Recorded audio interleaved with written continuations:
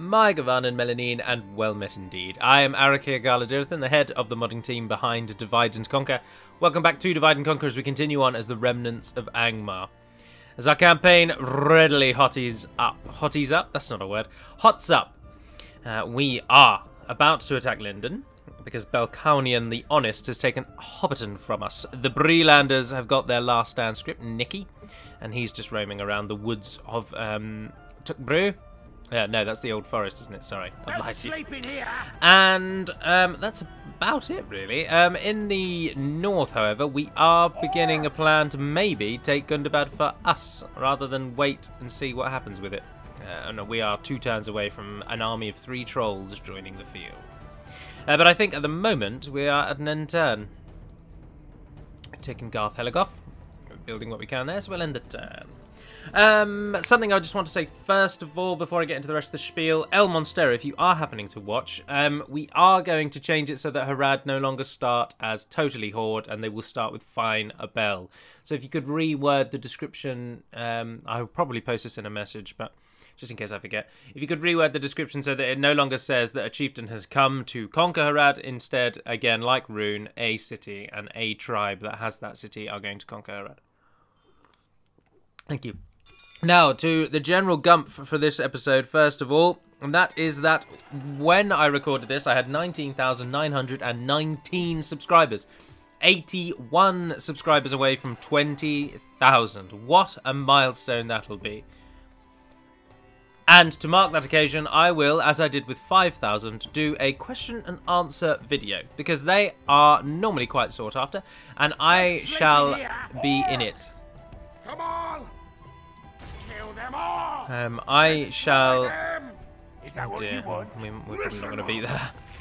I will be in this Q&A video, but what I need you to do is if you have a question that you want to be part of the video, please start it with the letters Q ampersand A. Now, if you're unsure what an ampersand is, I would suggest that you educate yourself.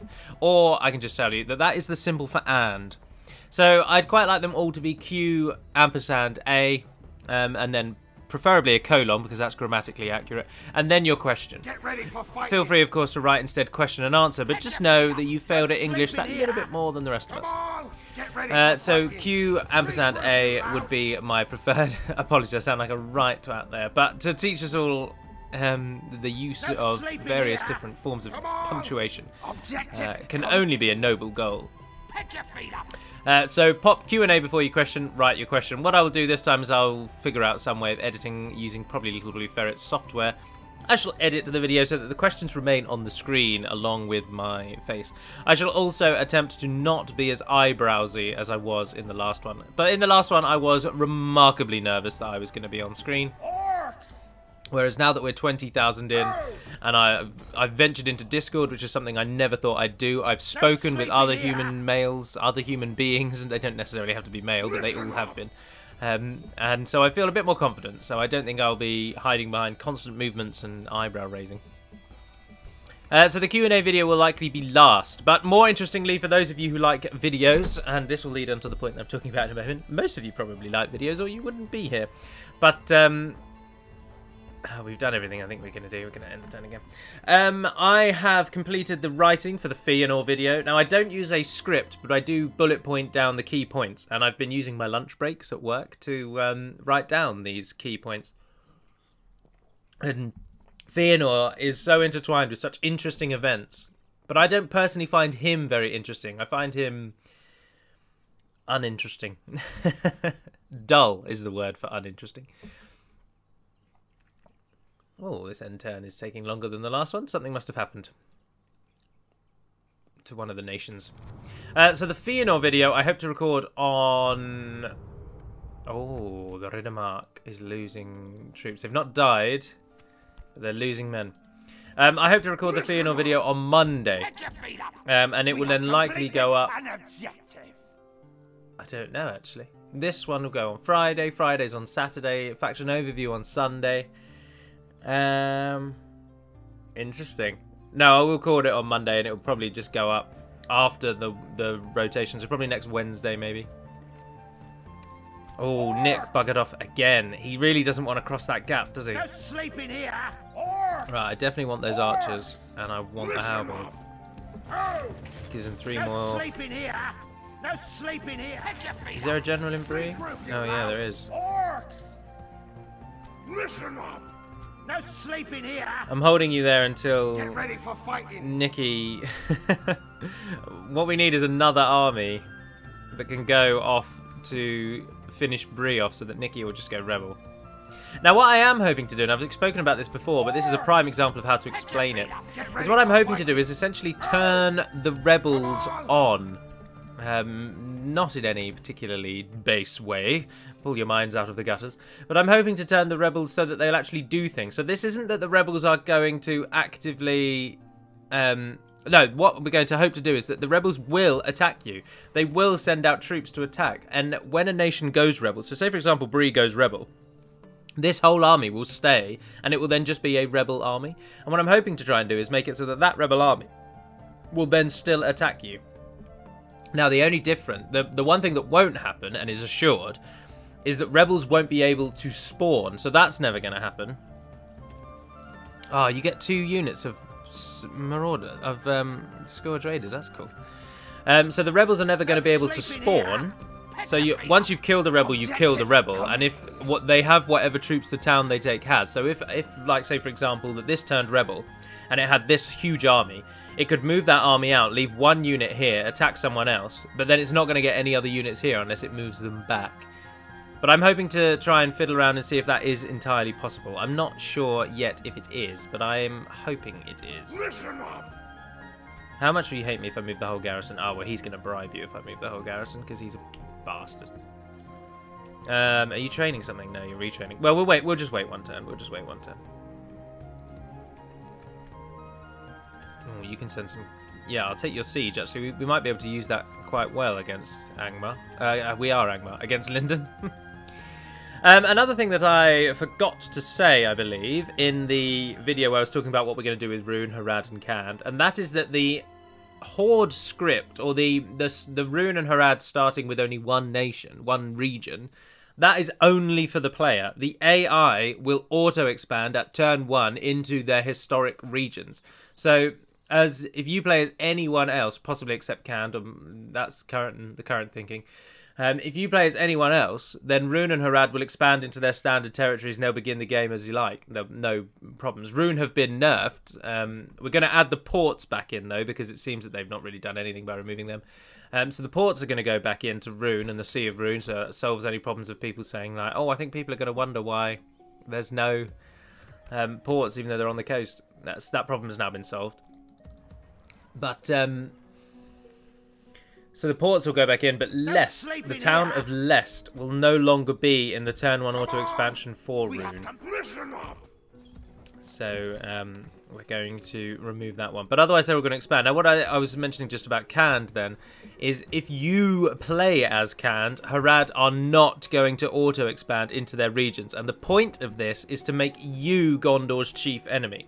Now, the thinking behind this, and now in this arena where I'm allowed to explain it, is that if you're playing as Khand, all you all know at the moment is that as Khand, we're going to add this choice. And the choice is to backstab Sauron, or to stay loyal to Sauron. Well, we don't want those. And... sorry, bear with me. Let me just get to the end turn. Yeah, you're training... This whole army that's all being trained here will form up. So you just need to hold on the bridge for the moment, Chief. And then we'll get you involved in a second. We're going to besiege Gundabad for as long as humanly possible. So if you play as Khand, you've got this choice to backstab Sauron or join the forces of good. But this choice is not going to matter 1 jot if you've not been fighting against Gondor the whole time. Because obviously at the beginning of the game, you are more than welcome to backstab Mordor, Rune and Harad straight away. There aren't any advantages to this as Khand. Unlike Umbar, where if you backstab Harad, you can then just train Haradrim troops, you enslave them. That's cool, and that's arguably what we try and get everyone to do, because otherwise the Umbar campaign's a bit boring. But Khand's choice is going to be later on. So you're going to need to actually fight Gondor first, because otherwise the choice isn't going to really feel that impactful. Objective complete. So that's why Harad will not auto-expand into their regions, because then it will actually give you... You will be Gondor's main enemy. It will add that extra level in that regard. 8 turns, and they're forming up armies to stop us. Also, I believe we are running ourselves low. And Nicky keeps buggering off. He really doesn't want to hit us, does he? But let's see what Linden do when Zagher arrives to attack Kahuzina. Chop 'em to pieces. Don't waste time. They won't get a garrison here, if I am to remember rightly, so we're going to soon see a battle. A battle for the ages. Now, what I was going to say as well about the lore videos is that the lore videos remind me more than ever that I clearly have 2 very distinct audiences. I have an audience which is around about 4,000, which watches the Let's Plays. I have an audience which is around about 8,000, who I assume are those that play Divide and Conquer, and they watch the faction overviews. And there's probably some overlap between the 2. However, there is also then a third audience who only watch... Did I just save that over Gondor or Angmar? Angmar, yeah. There's a third audience who only watch the lore videos. Where's Frerin? Frerin is in front of us, so they're both coming from in front of us. So there's those that watch the Let's Plays, and they're the kind of core following. You probably watch every video, so you're the ones I'm talking to right now, you're listening to this. And then there's about 4,000 more on top of that, up to about 10,000. Some of the faction overviews get about 15,000 views. So there's about 10,000 maximum out there as well who watch the faction overviews but are unlikely to watch the Let's Plays. So they're just here to learn about DaC. They don't care about watching me play DaC, which is fair enough. I mean, I don't watch Let's Plays. I drone on about that a lot as well, don't I? Let's take this hill here. And then there's finally the lore videos, and this is purely because the lore videos related to the Astari and to Sauron are both now about 130,000 views. So they're a totally different audience again, right? Totally separate. But the problem that I'm having is that... Oh, how can I make that hill to our advantage the most? Fighting there, really. We're not bothered about him. I think it is literally just him. So ignore that. And the lore video people won't watch any of these videos where I then update you about certain lore videos. So, for example, the reason I'm mentioning this is because, yet again, I've had another comment telling me that my Astari video, the quality of my microphone is terrible and I do a load of things that I shouldn't do. Like, you can hear me audibly, like, kissing my teeth, people always say, and other things like this. Now, these are all little habits that I used to have when speaking to other humans that I've since managed to not do. I've managed to sort of train myself to not do those noises, to not do certain things that you just don't realise in everyday conversation that you do.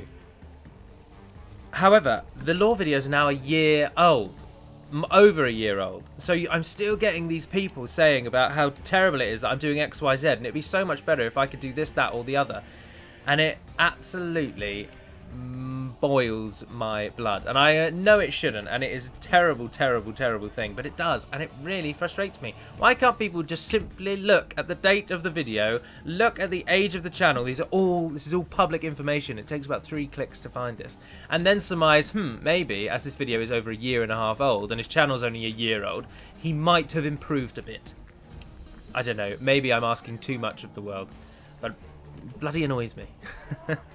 And it's been on my mind all day ever since he posted the comment about it. But the other thing that really grated on me is that he threatened that he would move on unless I changed, and that just absolutely baffled me.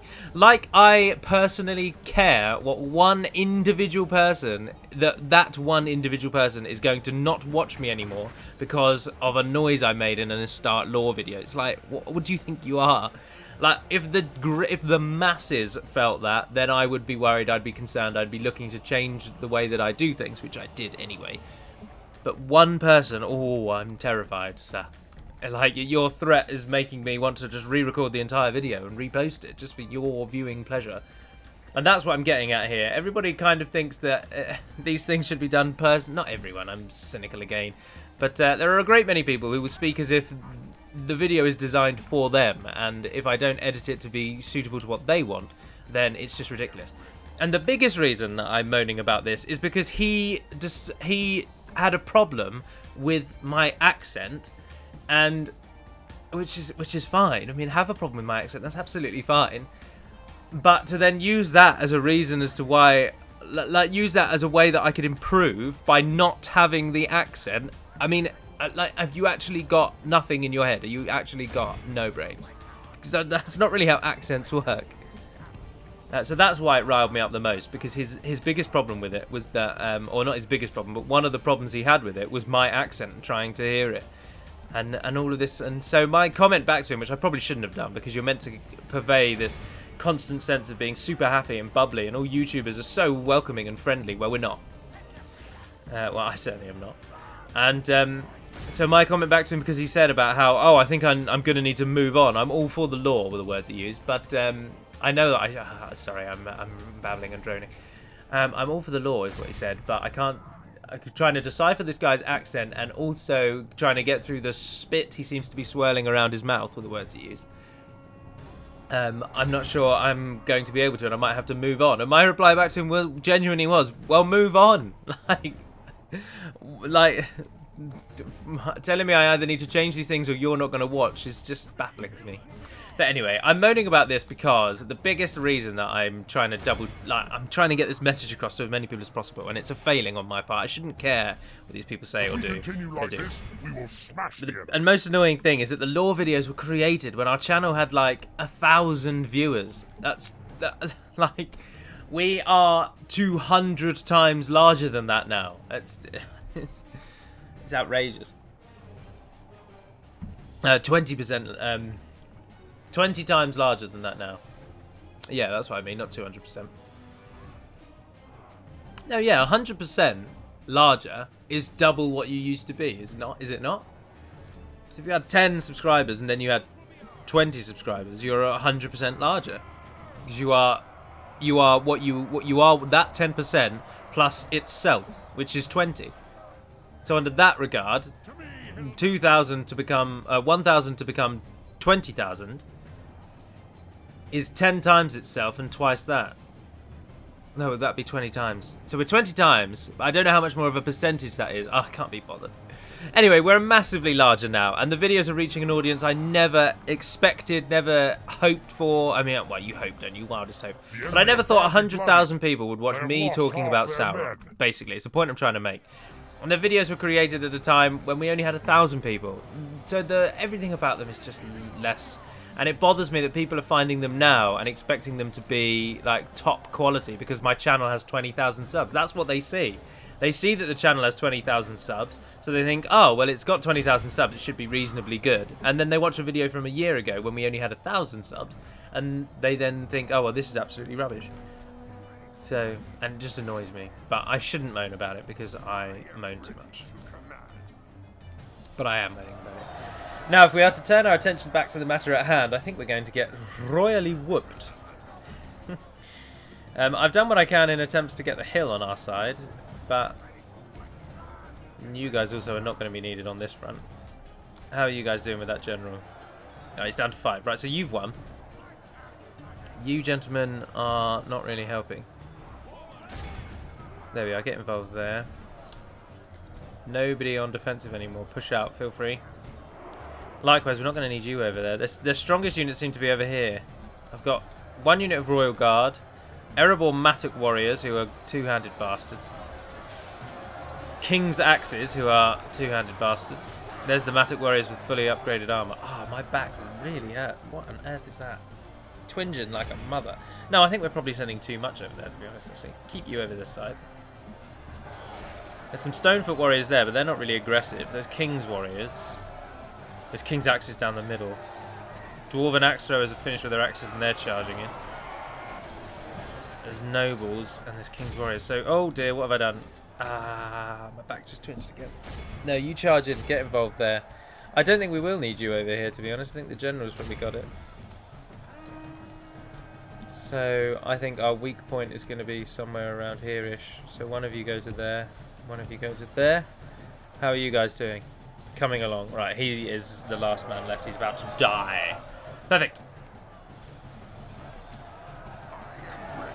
I am going to also just mention another channel which has been covering Divide and Conquer, and he is somebody who I would consider a good internet friend.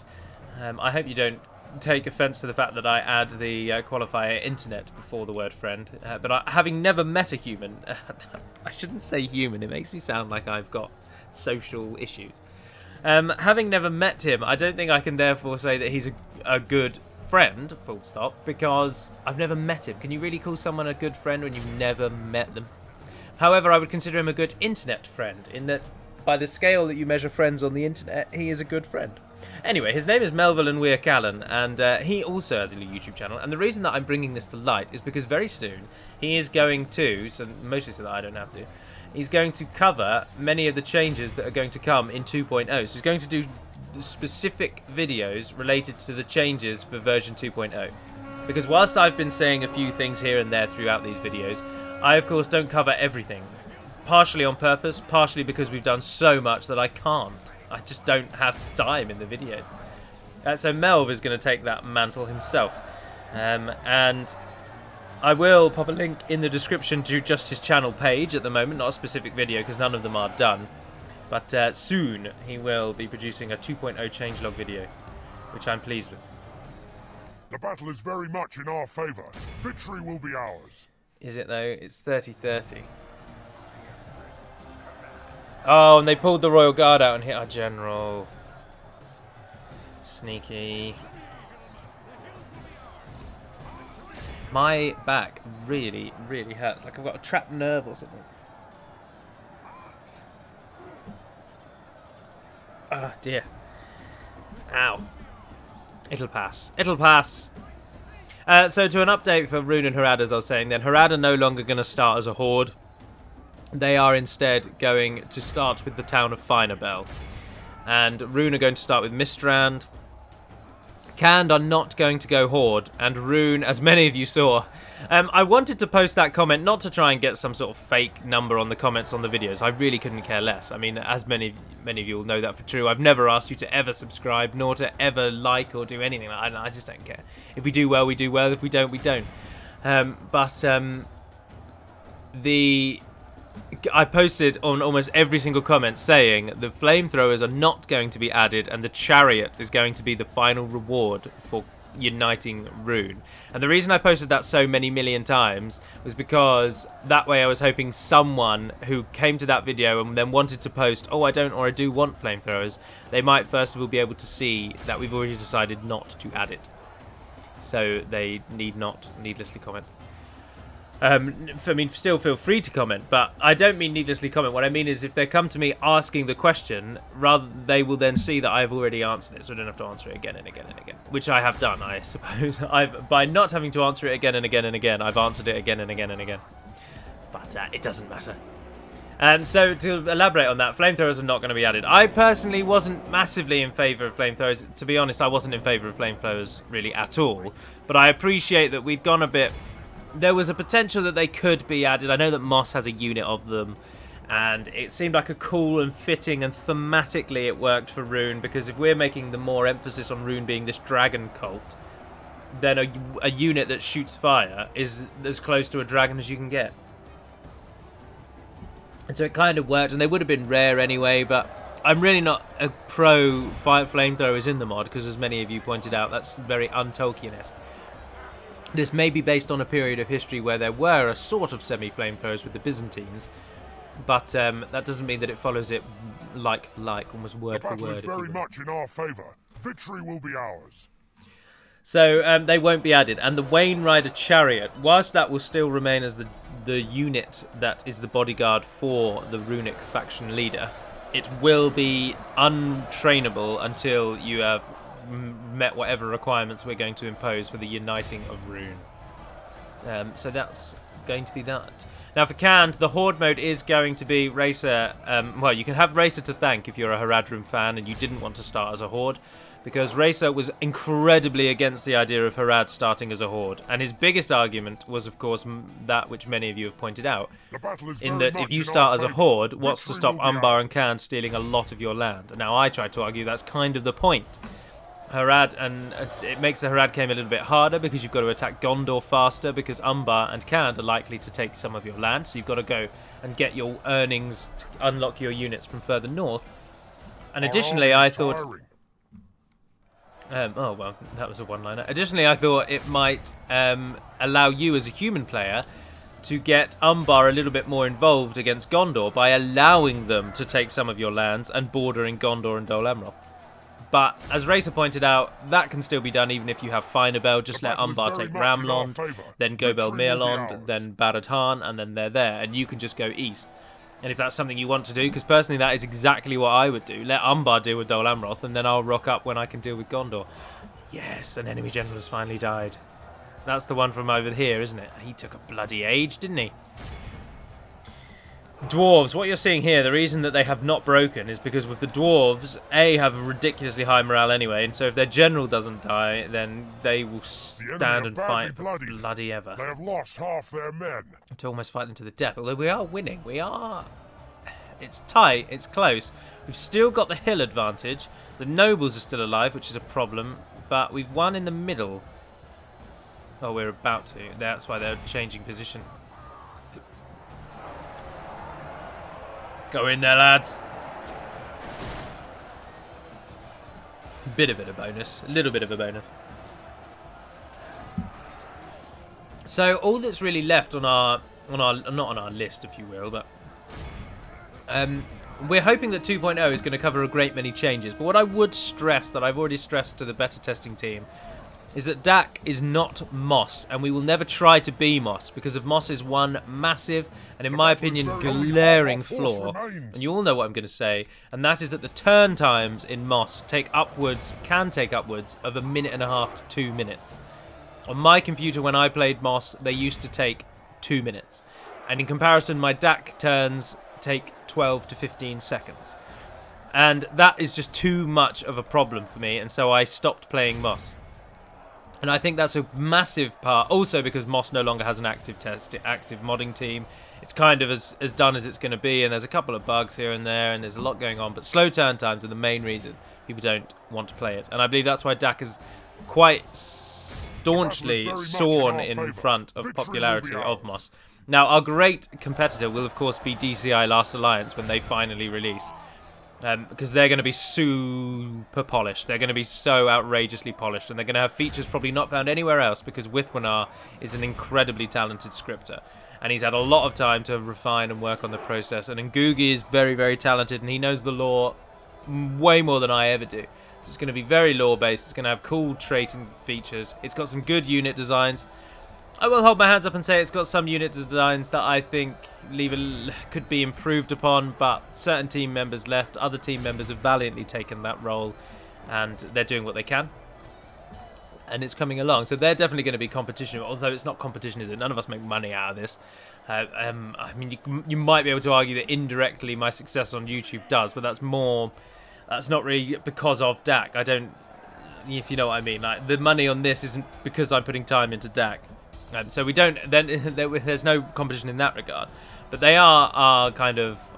I don't know what. There's not a better word than competition. They are competition. They're a mod competing for your download, and then so DCI will be our main competitor. So, the warning that I was giving before I trailed off massively is that we are not trying to be Moss, and the reason Moss is so slow is because it has 1,000,001 scripts. And we will never advocate that. I personally will never advocate that. I mean, indeed, I think Racer is incredibly eager, keen, and he's very talented. To be fair to him, he's one of the best scripters we have had. He has turned up almost out of the blue, and not only has he actually known exactly what he's doing, but he's been able to improve upon a few things. He's been able to fix scripts without knowing what the original creator intended. He has been a godsend, and I really hope that he stays with us for a while. But equally, he brings with him that which all new modders bring with them, which is fervour. And if you're unsure what fervour is, it's like a religious zeal. He is, the desire is there. He wants to do so many things, but we will always temper that because we just don't want to. I don't even want to get near to the point where the turns start slowing down, because that is the key enjoyment.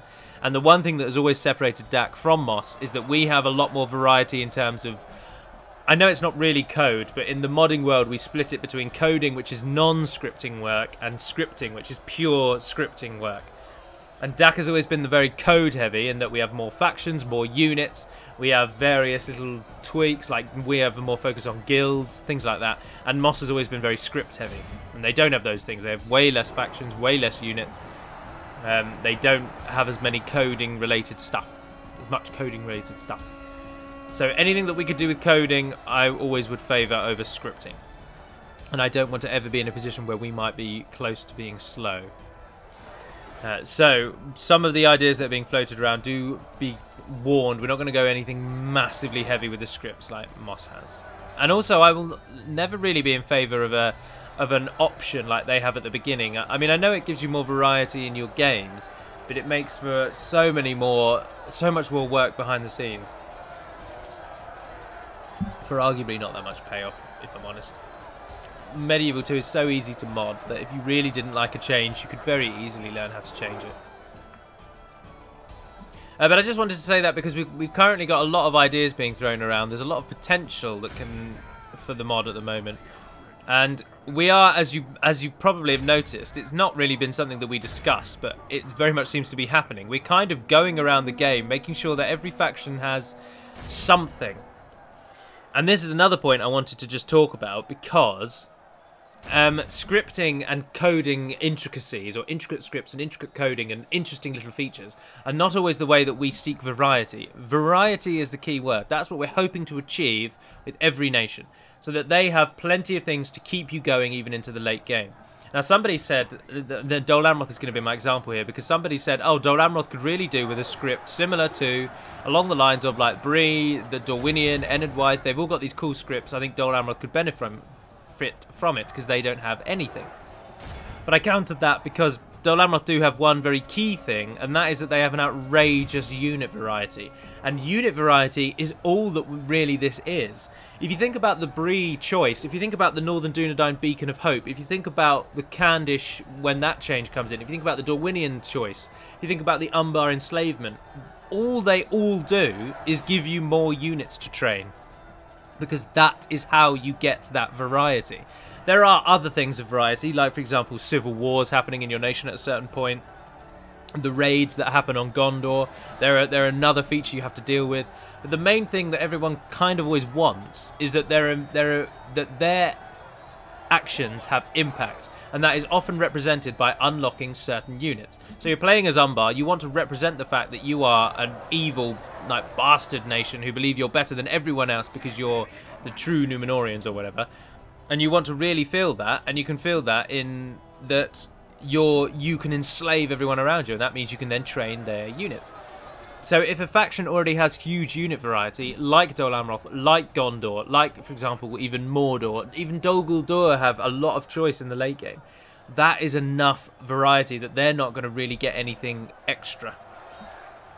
Now, I appreciate some factions have a lot of units and unique things, like Isengard, but then they have so much backstory related to them that they can have those things.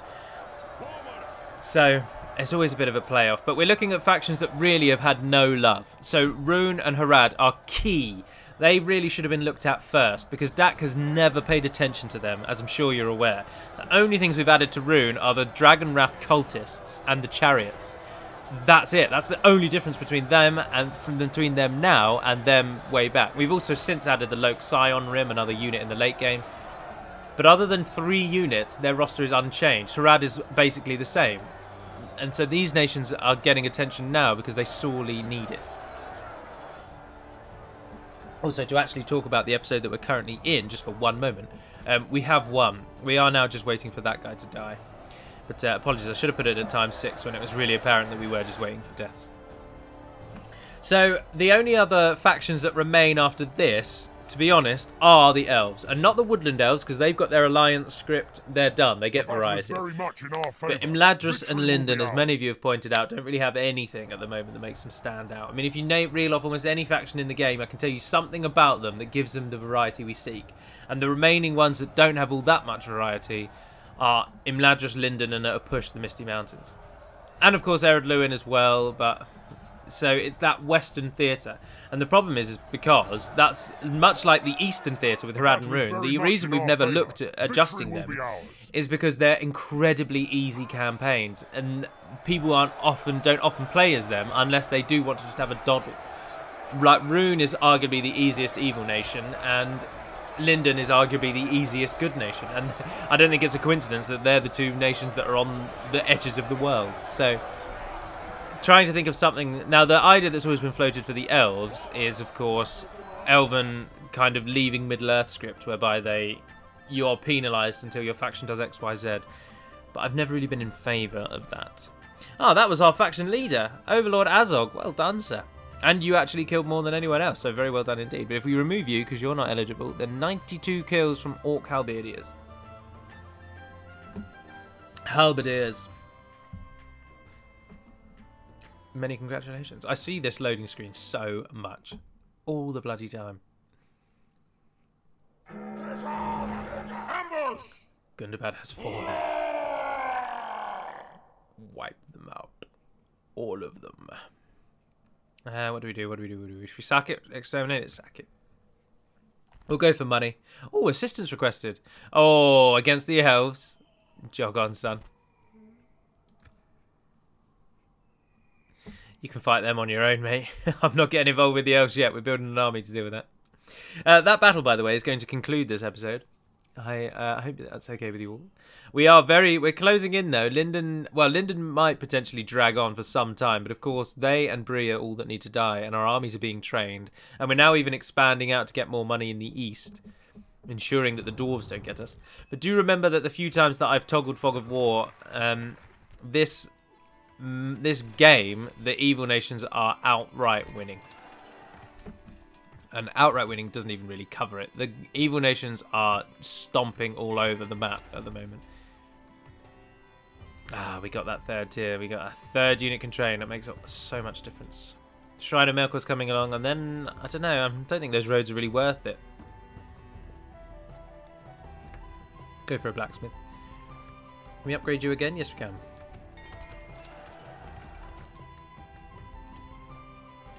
You'll definitely get at least 2 free upkeep. Yeah, there's a meeting hall, yeah. Alright, so let's just check our armies are all okay. Nicky is really adamant he is not going to attack me. That's going to not be good for him. Chuck a couple of wargs in. Oh, don't go with the skirmishers. They're not very good. Our siege is coming from here along with some halberdiers. Halberdiers. I do use both ways of saying that. Listen up! Ah, and our army from Carn-dum is ready. Objective complete. I can get another unit of guardians. Jesus, yes, please. Are you building me a... No, you're not. Drill square, please. Don't really need the troll training ground now. Might as well get a chieftain's hall after that. They're going to take 2 turns. So that'll drop down to 1. Then those 4 will go. So you can get 2 more after that. So take a unit of them. Might as well take another general. No, because he takes 3 turns. Screw it. That'll do, yeah. Form up. Prepare the door. Retrain that which can be.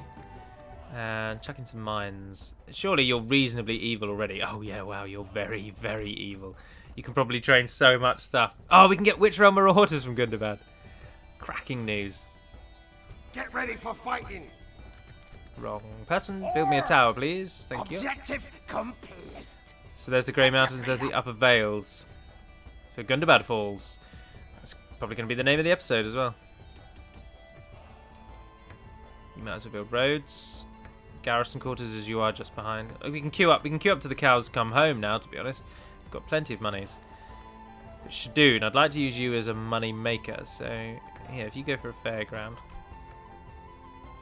Oh, and then get a mining network after that. Yeah, that should be enough for queuing for buildings. So there we are. So that concludes the episode. So thank you very much for watching, if indeed you have. Do stay tuned for faction overview video, a Fëanor lore video, and of course remember to put your questions at the beginning if you have questions. But until we speak again, dear friends, Navar Naden Pedamad Melonin, and farewell.